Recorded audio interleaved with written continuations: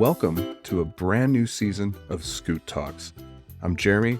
Some people call me Scoot. I'm excited to be back and even more excited to have you with me. Before we jump into today's episode, I wanted to share a few quick updates about myself and the podcast. You might notice some changes if you've been listening since the beginning. We're moving away from our early Twitch sports days. Episodes will be shorter, featuring one guest at a time. I've learned a lot in those early episodes, and some of them have been temporarily removed but may return as bonus content in the future. The biggest change? My wife Hannah and I welcomed a new daughter last May. With 2 kids now, time for the podcast has been tight, so episodes will come out as I have time. Make sure to subscribe on Apple Podcasts, Spotify, or wherever you listen to stay updated.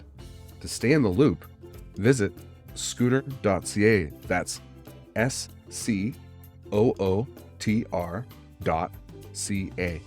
Now, let's dive into today's episode with Jordi Swibel of Valour FC, an Aussie footballer making his mark in the Canadian Premier League. Huge thanks to Jordi for joining me. Enjoy the episode and welcome to Season 2 of ScootTalks. Excited to be here with Jordi Swibel. Thank you very much for joining ScootTalks. My little podcast is back, and we're really excited to bring you on for our first guest of the new season. Jordi, thanks very much for taking the time. No worries. Thanks for having me. So, usually like to take a little time just to chat a little bit about what you've been up to. What does a typical off day look like for you between games with Valour right now? Well, we had our day off yesterday. That was a day after we traveled. So we were actually in today for training. We're off again on, I think it's Saturday, off to play Pacific. So the usual off day, just kind of catching up on some sleep and some rest from the travel. The travel's pretty intense here in Canada. As everyone knows, it's a massive country. So traveling takes basically the whole day. So when we get back home, it's just resting up, recovering from the games and the travel, and just doing our own thing, and then just getting ready for the next training day. So touch on that a little bit. How have you enjoyed playing in Canada so far?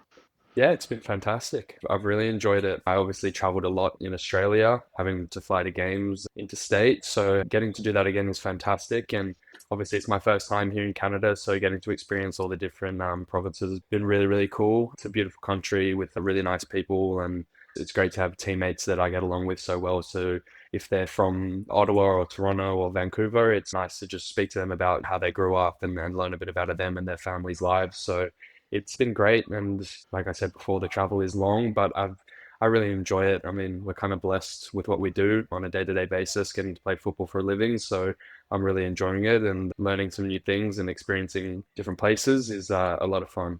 Speaking of different places, this kind of segues nicely into a little bit of a conversation about your growing up. So forgive me if I say this the wrong way, but Camperdown, is that where you were born in New South Wales, right? It's a suburb of Sydney. I'm sure I said it wrong. You probably Yeah, correct me. no, that Camperdown's correct. To be honest, I'm just a Sydney boy. I think Camperdown's just the name of the hospital, to be honest. I'm a Sydney boy. I grew up in Bondi Beach. Both my parents grew up around there as well. So me and my sister grew up there with my parents and had a great upbringing and a fantastic childhood. So yeah, that's where I'm from. What did your parents do for a living when you were growing up? My mum worked in security when I was growing up and now works in the mental health space. She runs her own business. And my dad worked in corporate for 30 odd years. And recently, I think of the last 15 years, has been working in football as well as a kind of like a manager, an operations manager in the A-League professionally. He was at Sydney FC, which is the biggest team in Australia. And then he moved to now MacArthur Bulls. So he's been working in football the last 15 years. So he knows his way around the block. No, no doubt. That's cool. What Yeah. did you enjoy doing as a kid? Was it like football sort of your first love, or were you like most kids where you tried a bunch of different things and ended up narrowing in on a love for a particular sport? Yeah, football was the first love and kind of the only love that I've ever had. And no, I mean, in Australia, we are kind of known for chucking kids into a multitude of sports, whether that's tennis or cricket or basketball or swimming or athletics, running and stuff like that. So I did all of that as a kid, which I was also grateful for. It was great to just be out and about and running around in the mud all day and making new friends. But football was the only sport for me. My old man played semi-professionally growing up, and that was all he knew as well. So as soon as I was born, he kind of took the reins and made me a football fanatic, and I was just hooked from the start. And I think I kicked the ball before I even spoke. So, um, That's awesome. so yeah, so it was just football the whole way for me. So here's a question: with your dad being someone who played semi-professionally, is that where you got your love of Manchester United? I noted that on your Wikipedia page that you're an advocate for the Man United and a big fan of Rooney. Is that correct? Yeah, that's correct. I'm a United fan. Actually, funnily enough, no, I didn't get it from my dad. He's actually a Leeds supporter. So Okay. there's a big rivalry in the house, actually. There's been a lot of banter thrown back and forth whenever we do play each other. But yeah, my old man's a Leeds supporter, so he tried to get me there. But I remember my first kit. There's actually a photo of me when I'm about, I don't know, 2 years old, and I've got a Manchester United jersey thrown over me. It was probably 4 sizes too big, but yeah, I was a Man United fan from the start. To be honest, I don't know how I became a fan. No one in my family was a Manchester United fan. I think it just was the first jersey that they bought for me. And yeah, like you said, obviously, then Wayne Rooney was my idol growing up. Kind of just followed him and followed United, and that was it. What attracted you to Rooney? What made him your favorite growing up? His passion for the game and how he played, really. I think, obviously, I'm not comparing myself to Wayne Rooney. He's a freak, but I'd like to think that I try and play with a lot of similarities to him as a striker, someone who wears their heart on their sleeve and gives 110% all the time, blood, sweat, and tears for games and for training as well, and just being like a bulldog on the game and chasing down balls that some guys would think not to get, but you just go for it anyway. And even if you don't get it, you might get the next one or the 10th one. You never know in football. So that's what I took from him. And obviously, like I said, being a Man U supporter, just watching him and was someone that I definitely did look up to. So did you always gravitate to playing up front, wanting to score the goals, or did you ever play any other positions when you were a kid before you really got into your youth career? Yeah, no, I was always a striker, always scoring goals. I've got paper cuttings back home that my grandmother has of me in the local paper, and Jordi scored X amount of goals this weekend and stuff like that. So I was always, I guess, born to be a goal scorer, if you want to say it like that. And it's kind of in my blood. It's my favorite thing to do in the world is to score goals. Yeah, I did try probably a few other positions here and there, but it was always going to be a striker. Let's talk a little bit about your youth career, your beginnings into kind of more of a path towards professional. You started playing football at now again, I'm going to hopefully say this correctly, but the Hakoah Sydney City East Club when you were 12, is that right? Yep. So how did that come about? Did you try out there? Was it just sort of the local club, or how did you end up choosing or getting a chance to play as part of their youth setup? So Hakoah is a local team where I'm from in Sydney, and it's a Jewish club. It's Maccabi Hakoah, which also not only does football, it does swimming and tennis and every other sport under the sun. And me being Jewish and from that community in Sydney, Australia, that was my youth team that I played with all the way. That was my first ever team from under fives all the way up through six, sevens, eights, tens, and so on. I then played for a few other clubs along the way, but then, like you said, when I was about 12 or so, Hakoah was it's kind of like the League One here. Again, I'm not too sure how it quite works here. I'm still learning about the League Ones and Yeah. stuff like that. But in Australia, we call it MPL One. So we were in MPL One then, and I was obviously with the club then. So that's how I made my way into Hakoah, and that's kind of where I guess, my football journey really started. Going through what information I could find, I saw that you actually won the under 18 league in 2016. So I think you were 17 at that time and you were the top goal scorer and also made your senior squad debut that year in the FFA Cup. What was that Yeah. like? Was that some of your favorite memories as part of that club? What can you talk a little bit about that Yeah. championship? Yeah, most definitely. Like I mentioned before, the club was in the league of NPL One, which is, to keep it easy, I want to say it's as the equivalent of League One. Again, I'm not too sure, but I think that's what it's like. And so obviously it's a semi-professional league. But when I was younger, I would always play at the club and I'd stay back. And I was playing in the under 12s and under 13s, and I'd stay back and watch the first grade players play.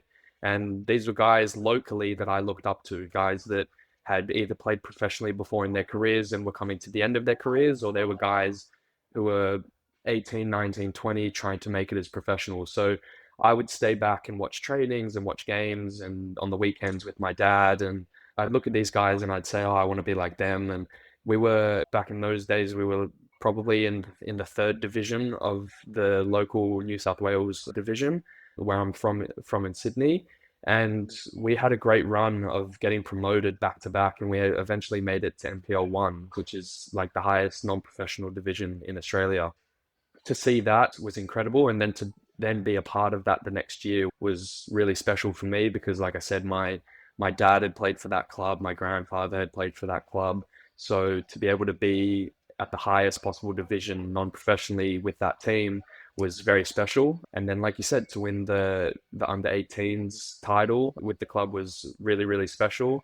And then, yeah, I remember making my debut like it was yesterday. Very vivid memories of it. I remember it was a 4 hour drive down the coast from where I live. And so we cramped in a car. There was five of us. We cramped in the back of a car. I was a little 16-year-old kid and I was squished in the middle of some 25 and 28-year-old guys and had the butterflies in my stomach the whole drive there. And remember it being a freezing cold night, and anyone who knows cup games, anything can happen. And fortunately got to play about 10, 15 minutes. And I remember my first involvement was just running in and smashing someone in a tackle, and I was a little 16-year-old kid. So it was fantastic. And I hold those memories very dear because those are the start of football journeys. And I guess my journey, and those are things that I hold on to very dearly. That's a good point you made about kind of starting a journey. Was that kind of a moment where you realized that there was like a path forward in terms of making this professional, or was that something you've always thought from a young age, knowing that your dad played semi-professionally? Yeah, to be honest, I knew I always wanted to be a professional, but wanting something and knowing whether you can do it or not and achieve it is two completely different things. So, like I said, I always wanted to be a professional footballer, but around that age was when I kind of had the inkling of, maybe I can actually do something with this.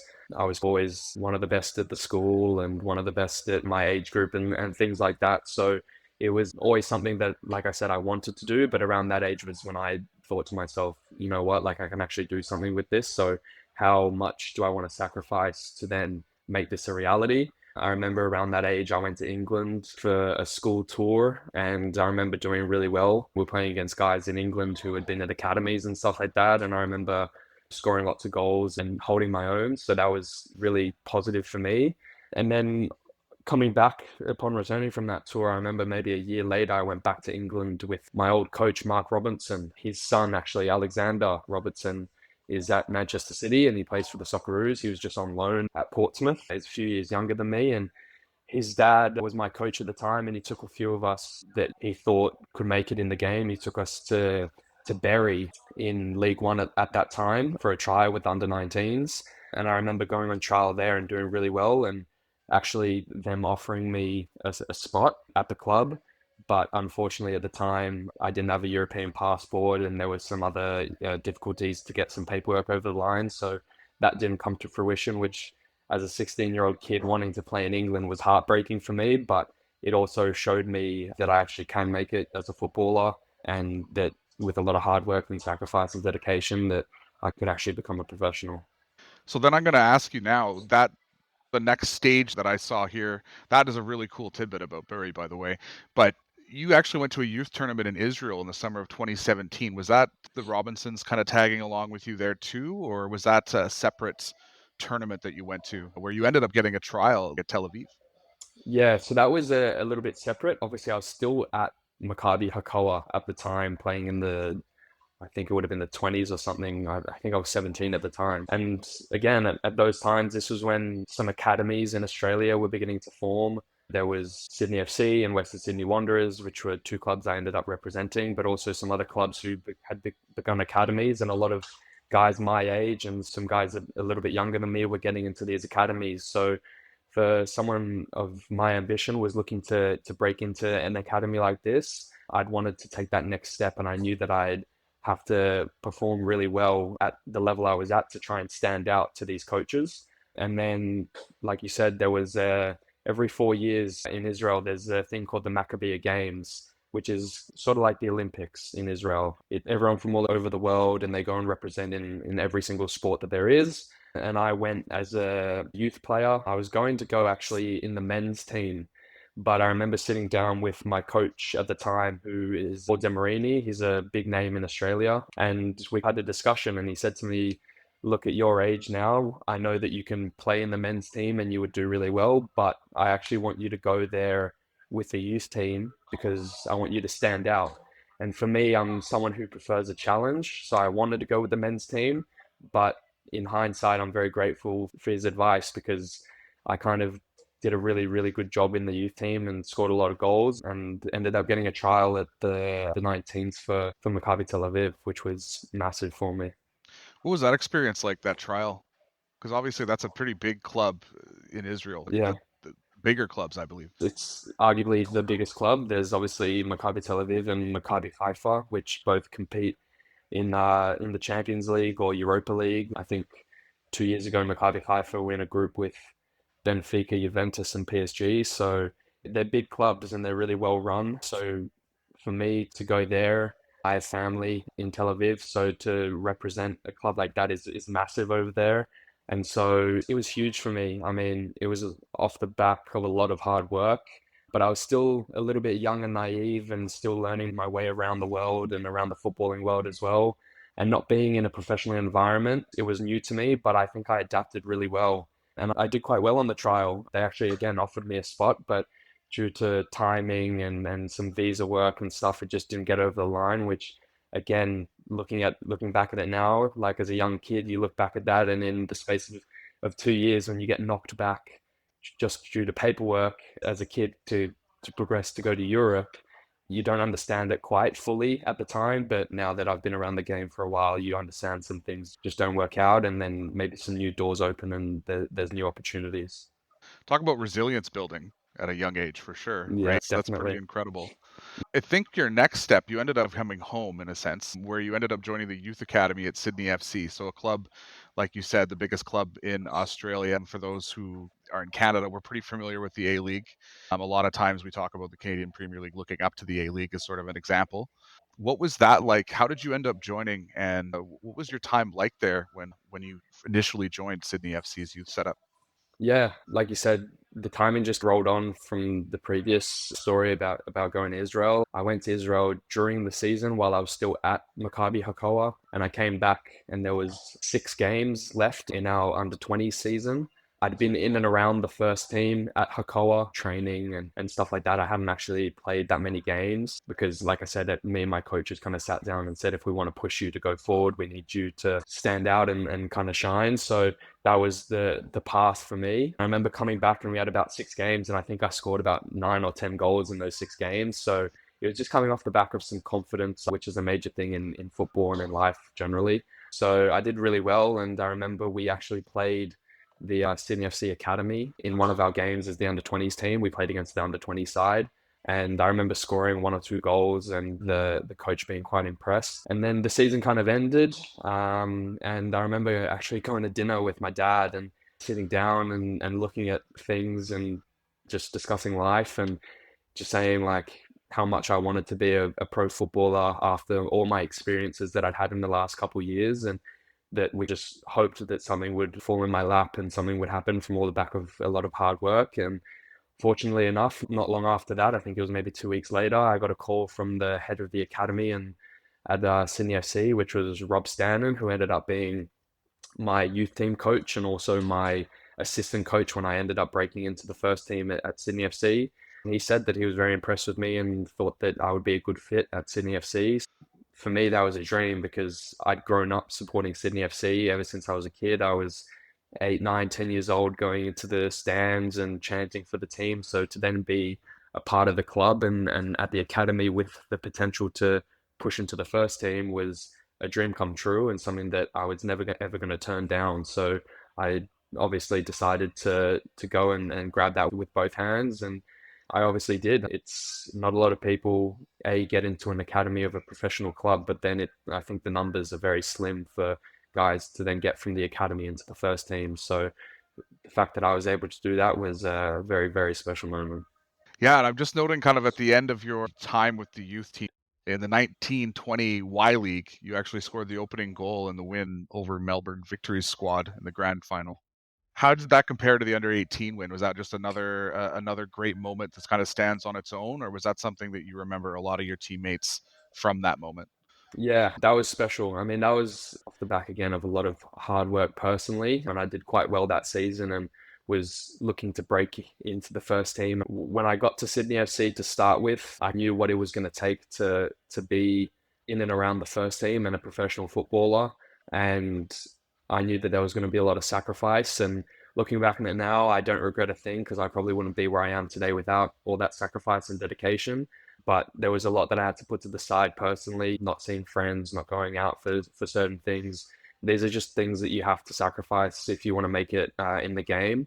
I think a lot of people do also, especially in Europe, don't really understand the level that it is in Australia. It's very high, it's very good. I think we're now ranked 22nd or 24th in the world, so it's a high level. So to break in as a young kid is difficult. So I set myself the goal that I wanted to break into that first team, and along with that, one of the goals was to win some silverware with the youth team. It had been a few years since the youth team had won any silverware. And like I said before, Sydney FC is one of the biggest clubs in Australia, if not the biggest. And something that they set out every year for every team is to win some silverware.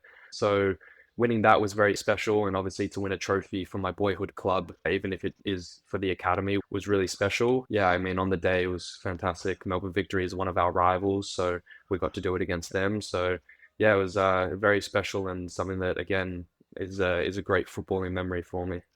So March 2019, you ended up getting included into the senior squad for the AFC Champions League. And then you follow that up, you ended up making your professional debut January 2020, coming in late in a win against Adelaide United. What do you remember about those first moments being, first of all, included in the squad, in the Champions League, which is pretty incredible, but then also stepping on the field for the first time, not only for your professional debut for Sydney FC, but during the pandemic. Your career is occurring while there's also this kind of thing going around the world that's changing how things are done and how things are seen. What do you remember from that debut? I remember again very vividly, like it was yesterday. The debut itself was a bit of a whirlwind. I don't know if you guys were around any of the news in Australia at that time, but towards the end of 2019 into the beginning of 2020, we had really bad wildfires. So there was a lot of fires going on at the time, and I think American and Canadian firefighters even came over to Australia to help with the cause. Um, so I actually remember that day being scorching hot because we have the opposite seasons in Australia. So in January, it's our summer. So I remember that day being really, really hot and there being some bad fires. And I can honestly just remember the sky being red because of all the back burning and the fires going on and it being really difficult to breathe. Actually, there was also an incident in the stands with one of the fans. Someone had collapsed, and I remember there was a group of us warming up behind the goal with about maybe 15 minutes to go in the game.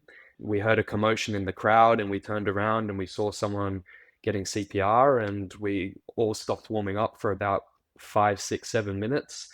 And so I remember standing there and watching this happen. And then all of a sudden I hear someone screaming my name. And I thought it was someone in the crowd because I was kind of all over the shop and didn't really know what was going on. Next thing I knew, the strength and conditioning coach was pushing me down the sideline and saying, "You're going on." And I was going, holy shit, like Wow. this is happening right now. This is my debut. Like it just happened in a flash. And then the next thing I remember running down the touchline and all the fans cheering and clapping for me. And before I knew it, I remember the coach telling me some instructions, but it literally went in one ear and out the other. I had no idea of what he was telling me. I just remember wanting to get out there really badly because I remember earlier on in the season I was on the bench a few times, and I think in the first game of the season we actually played Adelaide again away from home in Adelaide, and it was stoppage time with about 2 minutes to go, and the coach called me over, so I ran over, and as I was taking off my bib to get ready to come on, the referee blew the full-time whistle. So it was a little bit of a teaser, and then it was kind of fate that I got to come on and make my actual debut against Adelaide. And I actually remember my first touch, I actually could have scored, but the keeper made a good save. It was kind of a welcome to professional football for me because things were a lot quicker. And I remember probably in the youth team, I would have scored that, but things were just much faster. And I remember doing really well and really enjoying it, and having my friends and family in the grandstands was a dream come true for me. And again, another one of those moments that I'll hold with me for the rest of my life. Moving on a little bit through that time with Sydney, you actually also were able to make a Champions League debut in the group stage against Hyundai Motors. Do you remember that match as well? What can you tell us about that? Yeah, so that was actually during the pandemic, and we actually went into a bubble in Qatar for the remainder of the Champions League. I remember, I think we played maybe 3 games in the Champions League, or maybe even 2 games in the Champions League before it got cancelled due to COVID. I think our last trip was to Japan to play Yokohama, and then a week later the season got cancelled for 3 months or whatever it was. And then we slowly came back and finished the season, and then we had Champions League to play. And so we went to Qatar where the World Cup ended up being played, and we got to play in those stadiums. So that was amazing, and not a lot of people get to do that. It was kind of like a grand opening for the World Cup, getting to play the Asian Champions League there. I remember being on the bench for the first game, and it was interesting because there were no fans in the crowd, and it was these massive 60,000 seater stadiums, and we all had to wear masks on the bench and sit apart, and all these rules and regulations. So it didn't really quite feel like football. It felt like training almost, but I remember I had friends and family watching back home, and thousands of the Sydney FC fans supporting back home. So after the games, you'd see all the things on Instagram of people supporting you and stuff. And I remember being on the bench for the first game and not getting on. And then I remember in the second game, I got about maybe 15 or 20 minutes. And again, it's just another level. You're playing against the best teams in Asia, who end up playing in the Club World Cup against the likes of Real Madrid and Man City and stuff like that. So to see that next step as well into Asia and international football is eye-opening as well. And the fact that getting to play in those games is massive. So that was very, very awesome for me. Yeah, unique experiences for sure. I mean, those are something you'll probably carry with you for forever. And Yeah, you're talking about just the beginning of your career here, right? This yeah, is this most is just the definitely. beginning. So you ended up signing a 1-year scholarship deal with Sydney FC, but then ended up leaving in July. And in October of 2021, you finished a successful trial with Western Sydney Wanderers and ended up signing there. What was that transition like, moving from a team obviously you grew up with, that you cheered for, and then of that reality of football, moving you on to another opportunity, another door with Western Sydney? Yeah, very interesting how football works. Football's a funny game, and people from the outside don't really understand the ins and outs of it. But once you're in the game and you're a player, you kind of understand what goes on behind the scenes. I remember as a kid being a Sydney FC supporter and going to watch derby games for Sydney FC against Western Sydney Wanderers. And I always remember my dad used to say to me, if Western Sydney Wanderers ever offered you a contract, would you go play for them? And I always used to say no because I was a little, young, naive kid and didn't know much about football. And when you're then put in that situation where, again, we were in the pandemic, we were also in a tough moment in Australia. We had a quite a long and lengthy lockdown. So I think we were stuck in our houses for about 3 or 4 months at that time. So not a lot of opportunities to travel interstate, not a lot of opportunities to travel overseas because of different regulations and rules. So the football got turned on its head, really. A lot of guys didn't get to travel for trials, or I'd heard stories of guys that had signed for teams but weren't able to travel and sign, so their contract got ripped up. Things definitely changed drastically. I remember sitting at home one day, and I was obviously disappointed that I'd left Sydney FC. I'd wanted to kick on at that club and be a starting player and score 100 goals there. But again, football works in different ways, and you just got to go with the flow. And I remember sitting at home afterwards, and I was disappointed, but I wasn't feeling sorry for myself. I knew that football worked very quickly. So again, it was lockdown and pandemic time. So I remember just training on my own every single day and hoping that my agent could get me something. And fortunately enough, I was able to get a trial at the Western Sydney Wanderers. And it seems like you did pretty well there as well. I mean, with the youth squad, you scored 9 goals in 8 matches. You helped them gain promotion. What was your main takeaway from your time at the Wanderers before we talk about the next stage? The Wanderers was a good experience for me. Personally, I learned a lot there about myself. I learned a lot about football. We had a very experienced side, so to be able to break into that team was going to be difficult for me. But I learned a lot from the older guys in that team. I was good friends with Tom Ahmed, who played in La Liga and the Premier League and did really well in Israel as well. So to learn from him day in, day out was really good for me and from the other guys too. For me, I thought for myself that I could maybe push into the first team and get some more opportunity than I did, but things just didn't work out that way. Unfortunately, we had a managerial change, which was the first time I'd ever experienced that midway through the season, which again is something else that people don't consider. A different manager coming in and different ideas and wanting different players and so on and so forth. So again, you can't blame anyone, whether that's yourself or other people. You just got to kind of go with the flow and give your best every day. And like I said, I learned a lot in that time, but I'm very grateful for it because, like I said, I probably wouldn't be who I am right now without those experiences. So speaking of that kind of next stage, moving on, another kind of brick in the experience of life and your career, you ended up going on trial in August 2022 with an Israeli Premier League club, Ashdod. I may be saying that wrong. And you ended up actually signing a 1-year deal off that with a club that I will attempt to pronounce Hapoel. I'm sure I'm saying that incorrectly, but it's in the northern district of Israel, and you scored your first club match there and started playing professional in Israel. What was that like, being someone who is of Jewish heritage, growing up at a club that was around the Jewish community, and then being able to actually play in Israel? What was that experience like for you? What do you take away or remember most from your time playing in Israel? Yeah, I'll keep it real with you. It was difficult. It was a difficult time. Israel was a great place to play and to live, but I had another managerial change. So the coach that brought me in ended up getting sacked, and a new coach had come in. And again, like I said before, that's very difficult. And add on to that, that new coach had been at the club previously, so it was a difficult experience for me. But in saying that, I did learn a lot and I performed pretty well for the minutes that I did have on the field. I think I ended up having 4 or 5 goals, a few in preseason as well. It was a really good learning experience for me. I enjoyed my time there a lot. Like you said, I went on trial with Ashdod, who was a first division side at the time and still are, and that was a good experience for me. We went to Slovenia on a preseason tour. We played against some Europa League sides at that time, so learned a lot there. And then again, getting knocked back and not getting a position with them and having to pick myself up on the go and go to the next club the next day. I've got some crazy stories from that time, but then moving halfway across the world and being in different time zones as friends and family was difficult. I do have friends and I do have family in Israel, and they made things a lot easier for me. But like I said, football works in a funny way and you aren't in control of everything, even if you want to be. And it was definitely a learning curve for me, but something that made me a lot more resilient, a lot stronger than I was before. And I think I definitely grew as a person in that time for sure. So that's really interesting to hear. It's one thing to read, the history of a player where they've played, but you don't get that kind of unique understanding of what that experience was like as a player or as a person.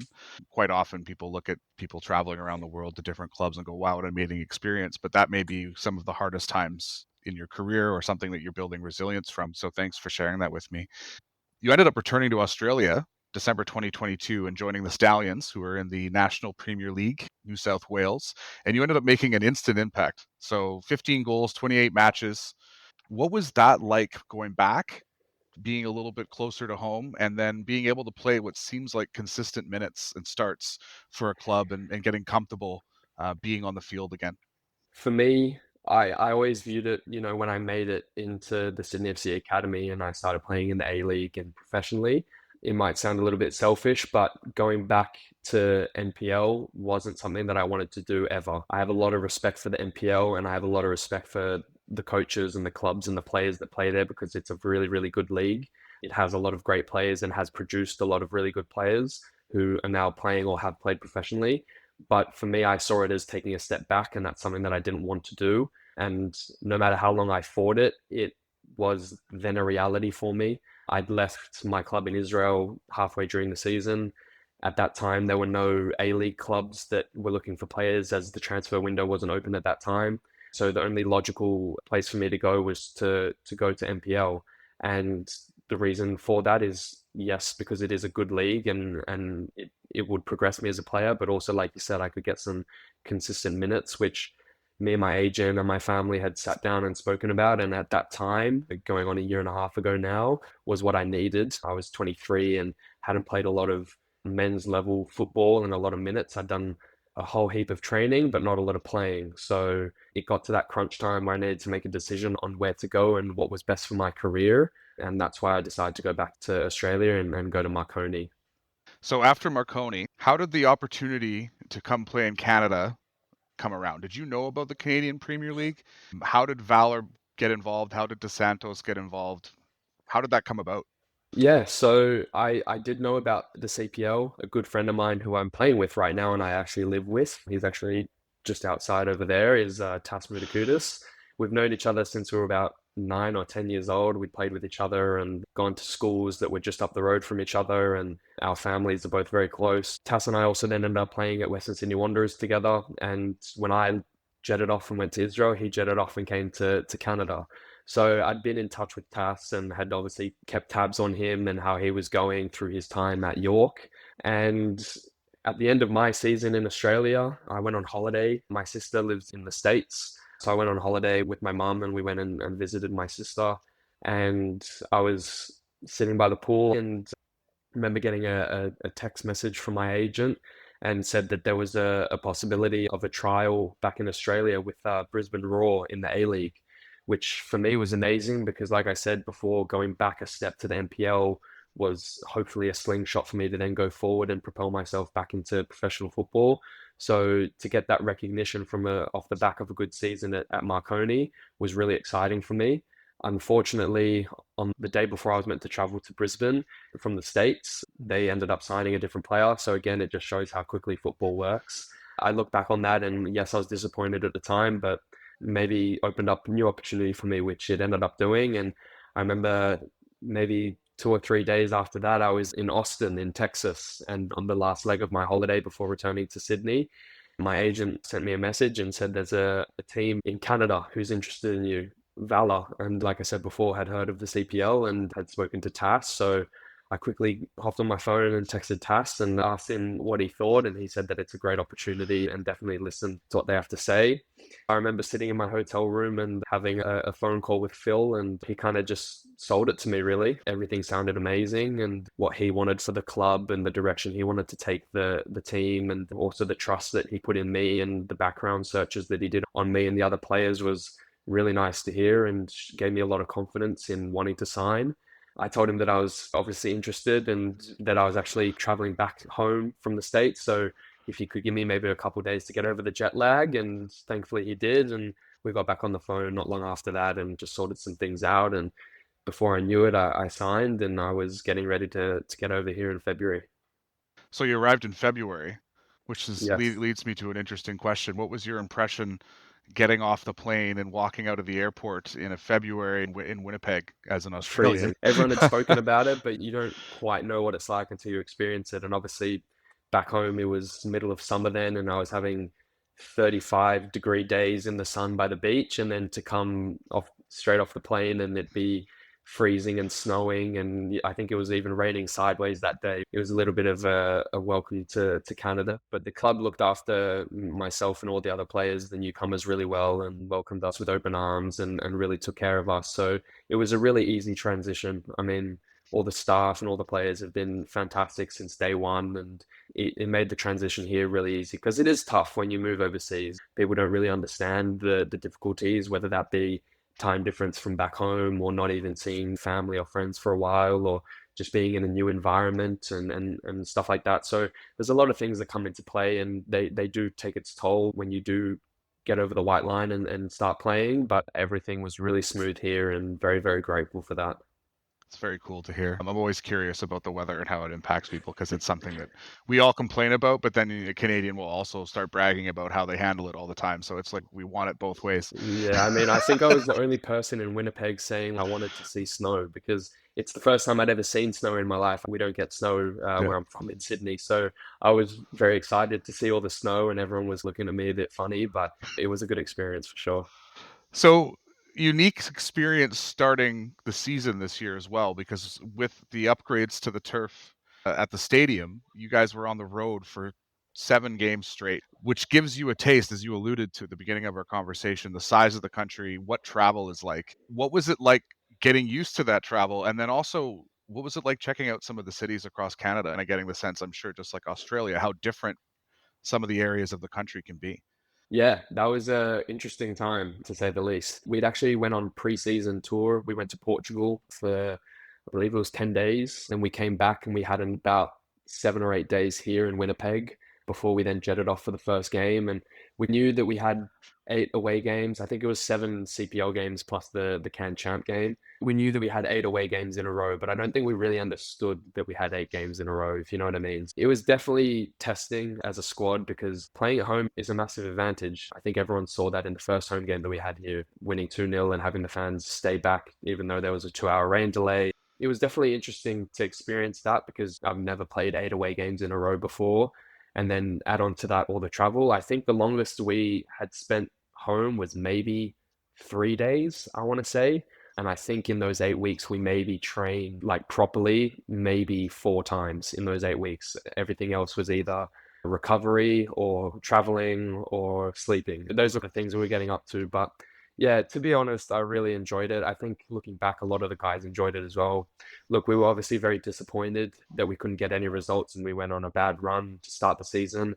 We don't want to put it down to any excuses of the travel. I mean, it was just that's how football works. Sometimes you can't get results at certain times and other times you can. Looking back on it, yes, we were very disappointed that we couldn't bring a few more points back home. But I think looking past that, it was a great experience, especially personally for me, getting to travel and see the whole of the country. Basically, I got to see pretty much every province and in the space of 8 weeks, which was pretty cool. And I remember just keeping a list on my phone of all the places that I've been to and stuff like that. So it was cool to see the whole of Canada, but the travel was definitely taking its toll. Speaking of that first home game, speaking from a fan perspective, it was really awesome to see you guys come home and you could see the difference that you guys felt at home. You felt comfortable, you had fans behind you. When you scored that goal, what was that feeling like? Yeah, it's the best feeling in the world. There's no feeling that equates to that. I actually remember speaking today to Frankie because that was his first professional goal against Ottawa the other day, and I remember saying to him today, so now that you know what it feels like to score, do you understand how strikers can be so selfish and so hard on ourselves? And he said, definitely, because it's one of the best feelings ever. Like I said before, me being a striker and growing up scoring goals, it's the best feeling in the world. I can't explain enough how much I enjoy it and how much I thrive off it and how much it means to me to score for the team and the club and the fans after a really difficult time away. And then we got that win in Halifax and we got a good draw away at Calgary. Things were looking up and we were kind of a new revamped Valour. So then to come home and have our first home game at the new stadium with the new turf in front of our fans was an incredible experience. It's probably one of my best experiences on a football pitch that I've had in my career. Even the fact that we had a 2-hour rain delay and pretty much every single fan stayed back and we had nearly 5,000 there was incredible. The least I could do was score a couple goals for everyone. So that was really, really special. And also, luckily enough, I had my parents in the stands. My parents went and visited my sister in the States and then made the quick trip over to Winnipeg for 2 weeks. So they got to see the 3 home games. That added a little bit more to the game as well and to the goals for sure. Wow, that would have been special having them all the way across the world really to come and see you play Yeah. and then to have that game, like you said, with that storm, which really dropped a lot of rain, not a lot of lightning.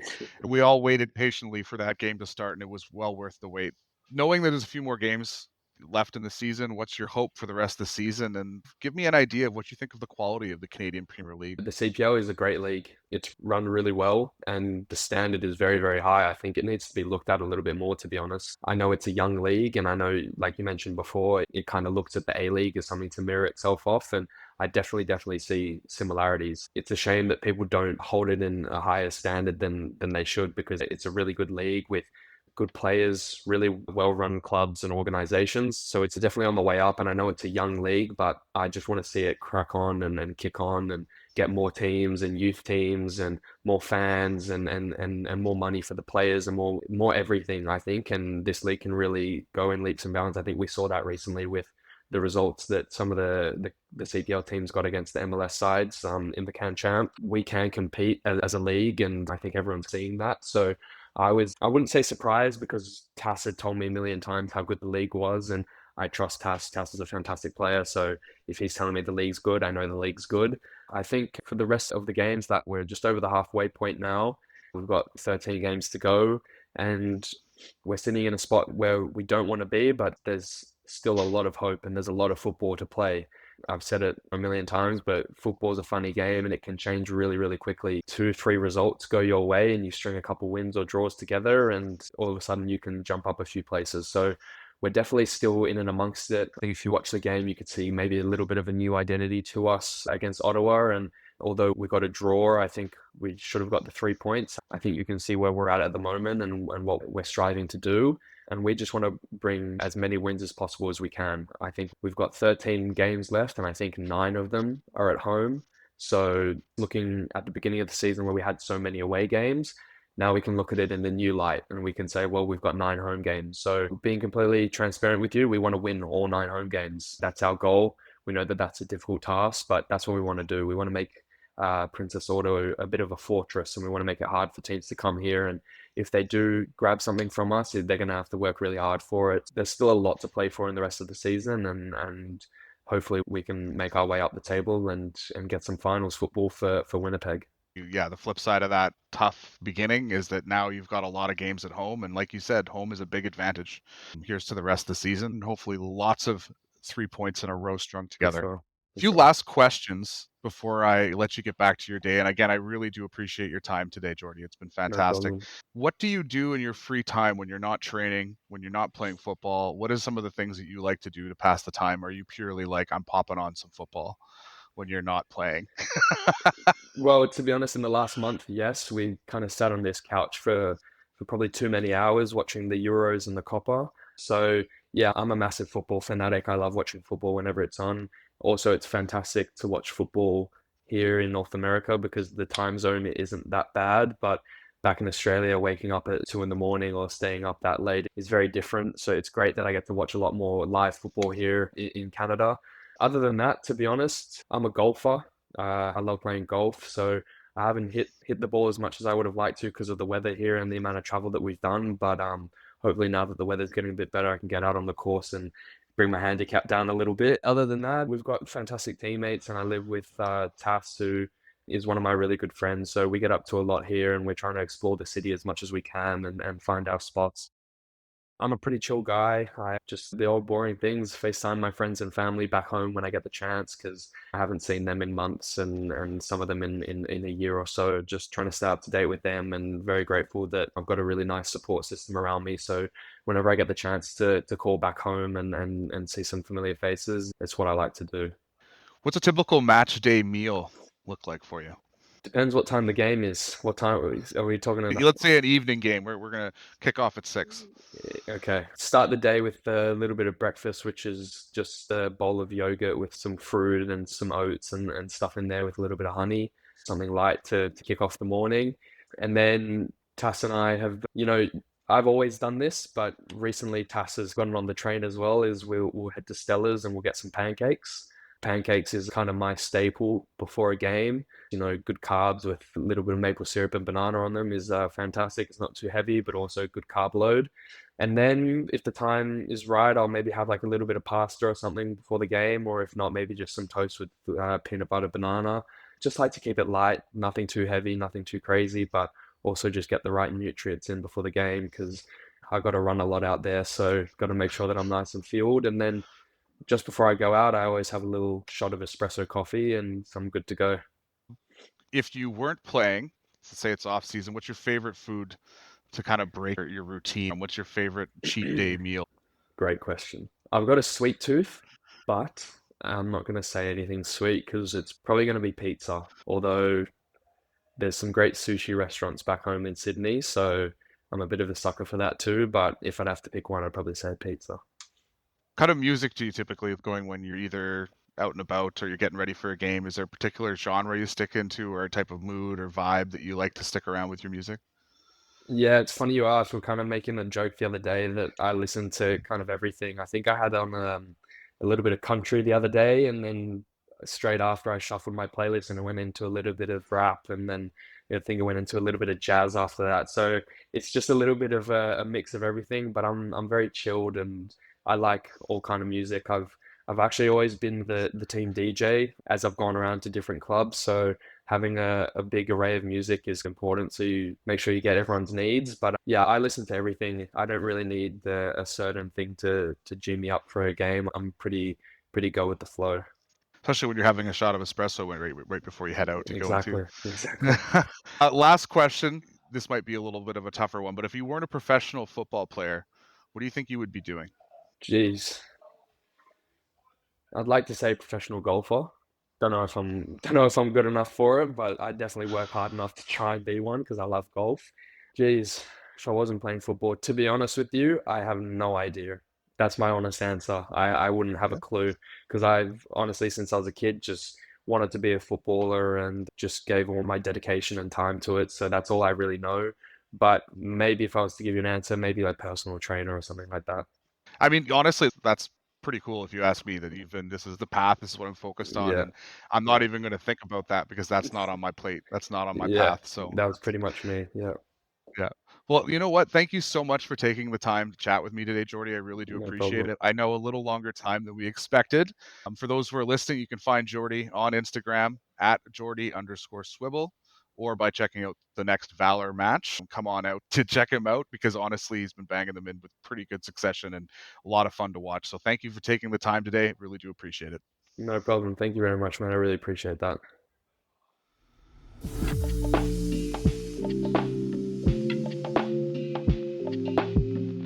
This has been Scoot Talks, hosted and produced by me, Jeremy Shields, here in Winnipeg, right in the heart of Canada. If you enjoyed today's episode, please consider leaving a 5-star review on Apple Podcasts or Spotify. Every review helps us grow and is deeply appreciated. Don't forget to subscribe or follow wherever you listen so you never miss an episode. For more information, head to scooter.ca. That's SCOOTR.ca. Thanks so much for listening, and until next time, stay curious.